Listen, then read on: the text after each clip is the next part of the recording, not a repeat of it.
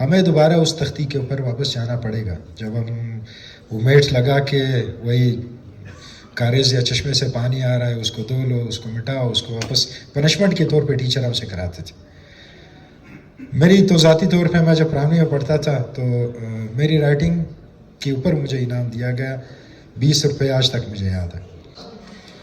جام صاحب کا جب دور تھا اس میں سب سے بہتر بات یہ تھی کہ وہ ہر دن کا ٹارگٹ سیٹ کرتے تھے. ہر 15 دن کے ٹارگٹس ہوتے تھے. ہمارے سیکٹریز کو 13 KPIs دیے گئے تھے جو کہ پرفارمنس انڈیکیٹرز ہوتے ہیں. وہ ہر سیکٹری کو 13 دیے گئے تھے. ہر مہینے ان 13 KPIs کو وہ ریویو کرتے تھے جہاں صاحب خود بیٹھ کے. تو ہمیں ٹارگٹس ہر بندے کو ہر انسٹیٹیوٹ کے لیول پہ ان کو دینے پڑیں گے.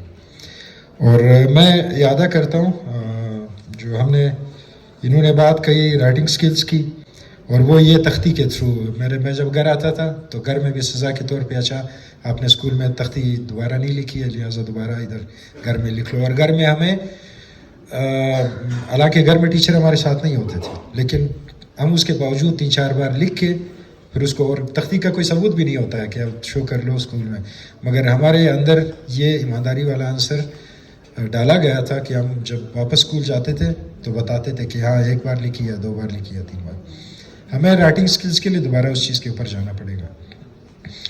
اور ایک ہے ریڈنگ سکلز میں پھر ٹیکنالوجی کی انٹروڈکشن کی یا اس کے اڈاپشن کی ہمیں ضرورت ہے. اور ڈاکٹر صاحب نے بات کہی کہ نہیں ہم لیپ ٹاپ نہ بانٹے یا پھر جو گیجٹس ہیں وہ نہ بانٹے.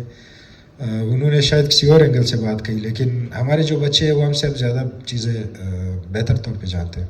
اس کی وجوہات یہی ہے کہ وہ یا تو یوٹیوب دیکھ رہے ہیں یا پھر فیس بک دیکھ رہے ہیں یا پھر ان کے پاس جو گیجٹس آئے ہیں وہ ہمیں آپریٹ کرنا نہیں آتا ہے. تو ریڈنگ کے لیے ہمیں ٹیکنالوجی کے اوپر جانا پڑے گا جو کہ آسان ہے, بچے ایزیلی پک کرتے ہیں چاہے وہ کارٹونس کے تھرو ہو چاہے کوئی اور جو SLOs ہیں ان کے تھرو ہو.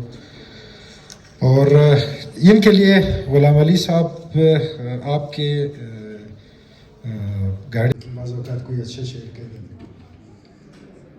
لفظوں کی ہیر پھیر کو سمجھنا شاعری, فرمان میری عمر سمجھنے میں کٹ گئی.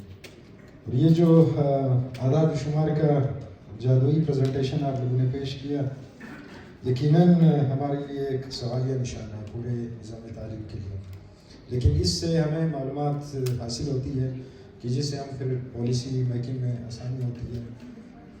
بہت ساری باتیں تو غلام علی صاحب نے کہہ دی اور ان کا شکریہ کہ وہ آئے, اور جو ہمارے سینئر ہیں ان کی سروس ہمارے لیے مشعل راہ ہے. ہم جب بھی جہاں بھی جاتے ہیں تو ان کے ریفارمز اور ان کو کوٹ کرتے ہیں. میرے خوشی کی بات ہے کہ وہ آئے. اور اس کے علاوہ میں اس ٹیم کو داد دیتا ہوں کہ جس نے اس کے اوپر